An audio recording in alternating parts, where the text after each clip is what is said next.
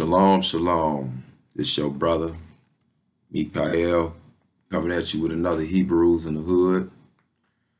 I hope everybody is in good health and good good mental and spiritual. I just hope you're in good condition receiving this message. I just like to say, first off, of course, I give all praise to the Most High God of Abraham, Isaac, and Jacob every day. And I just want to make this little video and say, we should really be happy for whatever it is that we get. All of us have always probably felt we should be in a different place from wherever we at, but we alive. And when you being alive every day, you got a chance to reach that goal, right? So with that, man, I'm right outside the Shy, and it was 12 degrees below zero this morning. This is on the 2nd, the day after the fake New Year's. And but it really felt like 25, negative 25. It said it's warmest right now, and it's let me see what it is. Either way, it's cold though, man. Like, it's real cold. I mean, it ain't like I ain't never felt this type of cold before growing up in the Midwest. But look at that. 4 degrees, but it feel like negative 13. So it's cold outside, man. It's cold. We in an Arctic frost right now. And I was just thinking, if you're a spiritual person, man, and all you can do right now is just pray. Forget what people say, man, about prayer and all that. Pray for people out there with sincere hearts who just in a bad situation, because it's people out there trying to survive the night, man. How you could sleep? I'm out there for 15 minutes, man, and it feel like, woo, I'm trying to fly back in the crib. So imagine somebody trying to sleep out there all night. So, we got to pray for people, man.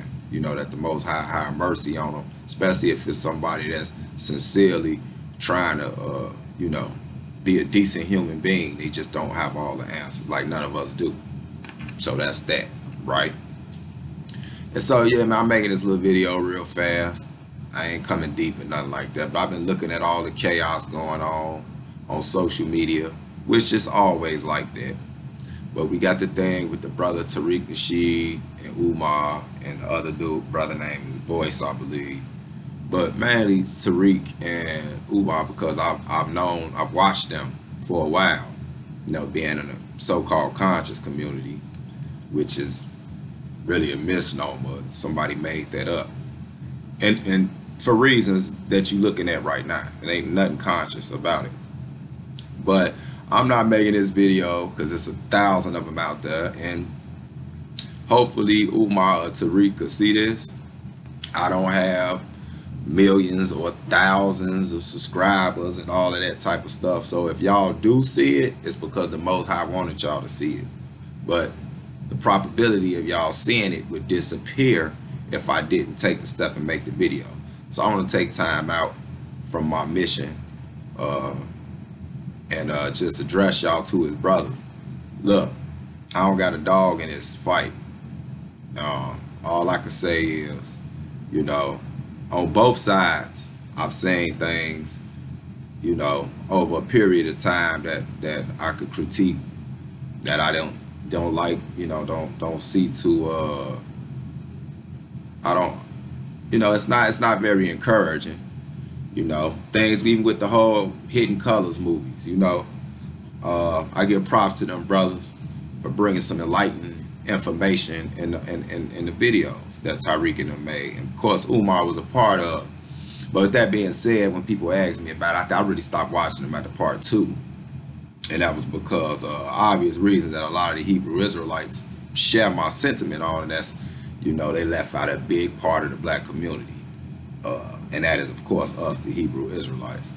I'm not bitter about it or nothing like that. I just felt that it was real fishy, you know what I'm saying, that you would get into all this history and skip straight over one of the most attractive things to our people, and that is spirituality in the Holy Bible. You know what I'm saying? They touched on it here and there, but it was kind of like somebody told them to dodge that. And I'm gonna tell y'all why I say this, but I'm not gonna get too deep on it. I may revisit that later on if I want to, because this ain't a poop on session right now. They've done enough of that. I'm just letting y'all know why I'm not leaning either way with this. I'm gonna be neutral. I had issues with that, like a lot of people, you know what I'm saying, coming up in the community in Chicago around Hebrew Israelites and Moorish Americans alike. You know what I'm saying? It's funny where people, they like refuse to address the 800-pound gorilla in the room, and that's the fastest growing belief or identity amongst the quote-unquote African Americans, which is the Hebrew Israelites. It's a fact. You can look it up. Fastest growing concept in the Western Hemisphere by far, and it doesn't even really even get touched on. And then, you know, so Umar, when he made his point about it being white Jewish people, which I don't know if that's true, and TARIQ's development, that would give credit to that, because the one people that don't want everybody to know that we are the quote-unquote true Jews would be the people that, you know, fund a lot of money for things, and that would be the white Jewry, which are the identity thieves. So with that being said, I felt that kind of funny. But then on the other end, you know, TARIQ said some things about Umar too, you know, as far as, you know, him wanting the fame and saying that if it wasn't for him, when TARIQ already had his own leg to stand on. You know, it is a lot of, you know, whenever somebody keep talking about themselves in the third person, that is a proud spirit. And, you know, that ain't a shot at you, bro, but it's a turn off for anybody who, like, got some type of level of humility.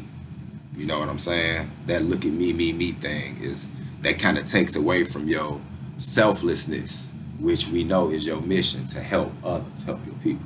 So with that being said, I just threw that out there to let y'all know some things to think about. But what I do want to say is, with all the things we got going on right now, of course, you know, they putting the magnifying glass on slavery in Africa, which been going on, but now they want to talk about it because, like everything else, something slipped through the cracks, so now they got to expose it. You know, we got in Chicago, you know, the Kanika Jenkins thing. I had left that alone, and I did a video on that, but not to be like everybody else, CSI Negro and all that. I wasn't on all that. My whole thing is we have to change our environments and our conditions so these type of things won't happen. I don't know who did what, and if a coat was involved, or if a Oregon black, you know, all that type of stuff. I don't even feel like getting deep in. I don't know what happened. You know, all we know is somebody or somebodies lost their lives. And my point is, you know, you got Trump, you know, with the Jerusalem thing, which is something Negroes need to really be paying attention to. And you got, you know, I mean, I could go on and on with all the chaos that's going on right now at this time, that we always have a distraction pop up. And look what this distraction happens to be. This distraction happens to be two voices and our plight that people respect, that are known as two voices in the wilderness screaming out, and now they at each other. And it kind of looked like that whole, you know, pardon my Hebrew, but niggas in the club saying, you know, you come in the club, we all had that life before at one time. You come in the club, there's a bunch of females in there. You coming in there to look nice for the females. You ain't thinking about these dudes. You got some other dude up in there. He in there flexing and stunting, and he want to put the focus on you. And it's like, dude, really? All these women in here, and you want to mean mug me and stab me in the club?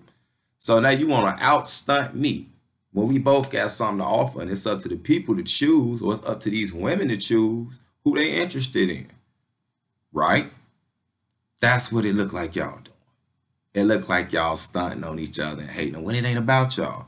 Y'all whole thing is, TARIQ, you make your movies and documentaries and bring information to educate your people, you know, to get them out of the zombified state. Same thing for the brother Umar. You know, I don't care about his credentials at this point. The truth of the matter is, your voice means something. Your voice means something. I guarantee you, you can meet some young black brother that he listened to you and followed you, and now his life took a righteous turn, a path toward the righteous. And it's something that TARIQ put out there, you know, even with that information that he put out there that I might see as limited, to other people, they never heard that before. So now you gave them a sense of confidence to know that we come from some type of greatness. So y'all are valuable voices in this whole thing and all this chaos. So the last thing we need is for y'all to become the chaos. You know, that's all I'm saying, bros. Like, real talk. You know, I'm in the shy. When all they talk about it make you think that this is the worst place since, damn it, I don't know, since just whatever worst places you can ever think of in history. They make it seem like that's Chicago right now. When to be honest, in the last 25 years, a quarter century, Chicago has been in the top 5 in murder rates and violence. Check it out. It ain't nothing new. You know what I'm saying? And for 2-3 years, they disappear off the map and fall down to 10 or 11. You have cities like St. Louis, who I think is there right now. You know what I'm saying? Who pop up. Little town next door. All these places all next to us, though. Gary, Indiana, and things like that. Or you go over the East Coast, Baltimore, D.C., or all the way back out west, L.A., or something like that. This is not nothing new. But see, it's an agenda with that whole Chicago thing. You know, a lot of the important people in our quote-unquote community come out of Chicago or have a base here. So why is it that you think it's a coincidence that some of the largest quote-unquote Black and Latino or organized structures, commonly known as gangs, reside here? This is their headquarters, going all the way back to the 50s. You know what I'm saying? When everybody else just had ragtag corner gangs, you actually had organized nations coming out of this same place where all this chaos coming from, where all these religious leaders coming from the Nation of Islam, the Hebrew Israelites. You know what I'm saying? We got all kind of Hebrews. They always have. You think it's a coincidence that now they talking about they want to send it the UN military or whatever up in here, or martial law? They've been saying that stuff forever. It's an experiment, man. It's something that they're trying to prevent that's on a bigger scale. And we have been hoodwinked to not pay the more vital things attention because we want to look at hissy fits between well-respected leaders on social media. So that's all I'm saying, man. Y'all brothers, man, find a way to bury this. I've seen a lot of videos. There's been some positive ones out there, but this is my main reason, coming up on the 13-minute mark, that I want to make this video. I ain't gonna beat y'all to death with book. Everybody claimed they went to church when they was coming up, and that's the problem. That's how you know ain't nothing in there. You know what I'm saying? Ain't the Bible fault. It's whoever in there teaching and orchestrating. Because all these people supposedly was raised in the church, but don't even know a quarter of what this holy manuscript teaches. Holy manuscript teaches. And this shout out is to everybody else, all the other YouTubers. Y'all know I could be silly, I could have fun, but it's a time when you got to act like a grown man and grown woman. Y'all stop playing the instigator. Ooh, you know, UMAR said this.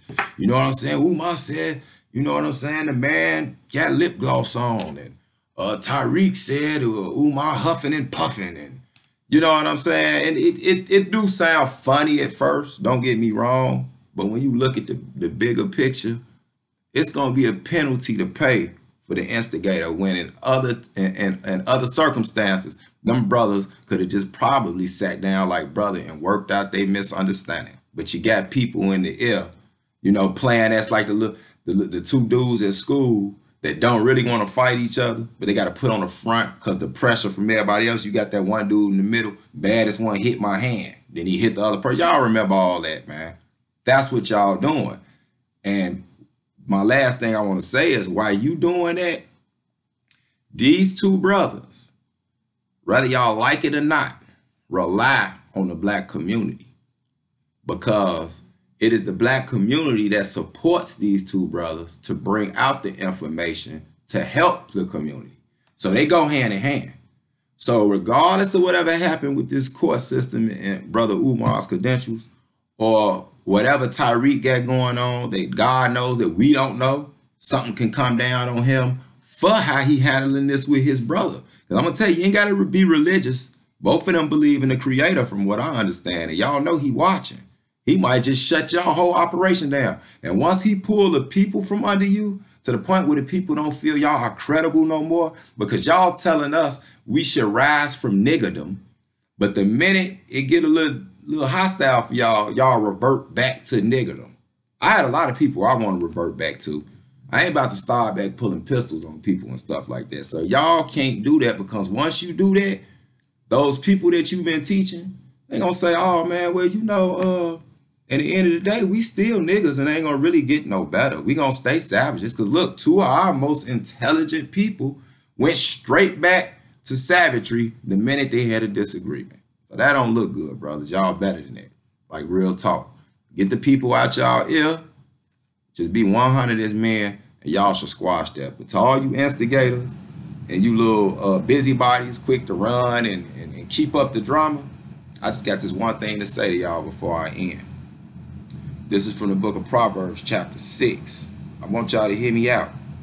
Verse 16, it says, these 6 things do the Lord hate.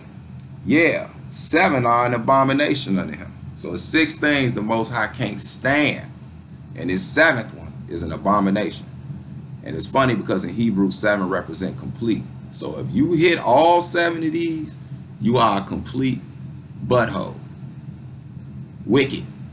Ain't nothing good in you. So if you got a few of these qualities, you might want to work on them.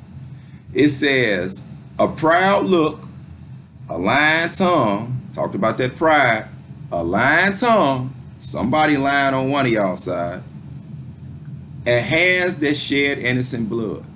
Thank the Lord y'all ain't did that. And heart that devises wicked imaginations. That's up for discussion. We don't know y'all heart. Feet that be swift and running to mischief. Now this is to the instigators, the busybodies, the little chicken heads want to see a fight on the schoolyard, right? Y'all got feet that swift to run to mischief, like little chicks, and some of y'all grown ass men. Excuse my Hebrew. A false witness that speaketh lies, and he that soweth discord amongst brethren. Y'all know what sowing discord amongst brethren is. This goes back to that baddest one hit my hand thing. Or he said this. Ooh, did you hear him? He said that. Y'all like seeing brothers tear each other apart. That's how you sow discord. Meaning you making it tighter. You putting it together. You help build that discord instead of destroying it. By telling these brothers, man, y'all chill that out, man. You shouldn't want to see this. You know what I'm saying? It ain't the end of the world for me. We gonna keep moving on. We got prophecies to worry about. We got to get our communities together, our families together. But I just had to throw this out there and say, man, if y'all out there instigating this stuff, chill, because it can wind up being you up under the microphone, under the microscope, and I'm pretty sure it's you got some stuff probably in your closet that you ain't gonna be too proud for it to get out. You dig? So with that, I just like to say shalom, shalom, grace and peace, love to all of my people out there. And one last thing, look, y'all, this captivity we in, this plight that we in, it got enough room for 2 of y'all to help try to get us out. Ultimately, I know who gonna get us out, you know, but y'all can play y'all part. Be responsible. Stop getting distracted by the little silly stuff, man. It's room for 2 of y'all to throw rope down to this well for us to climb out. So with that, I say peace.